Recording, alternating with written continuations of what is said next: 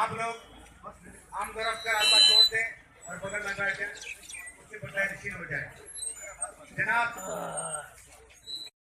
एक दिन में बानिहाल, रामबन, बदरवाह, चिनाब, रजौरी, पुंछ, करना, केरन, तंगड़ाल, कुलगाम, जगह जगह जाऊंगा और लोग मेरी बात सुनेंगे।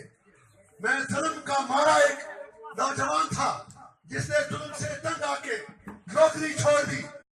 इलाका रह गया हो तो मैं माजरत का हूं। मैं कहना चाहूंगा कि बानिहाल कॉन्स्टिट्यूंसी के हर बुजुर्ग को, हर नौजवान को, हर उस बूढ़ी माँ को, हर बुजुर्ग को हमारा प्यार भरा सलाम। हमारी पार्टी की तरफ से जो है हम अकबर उनको जो है यहाँ पर उनका दिल से इस्तेमाल करते हैं।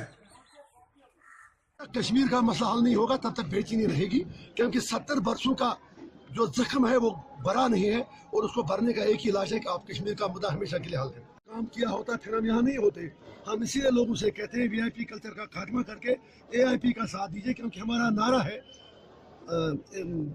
क्या बोले एआईपी, आम आदमी वीआईपी। तो हम इंशाल्लाह उस वीआईपी कल्चर का खात्मा करके रखेंगे और आपको दिखा देंगे कि गवर्नेंस किसको कहते हैं। Thank you.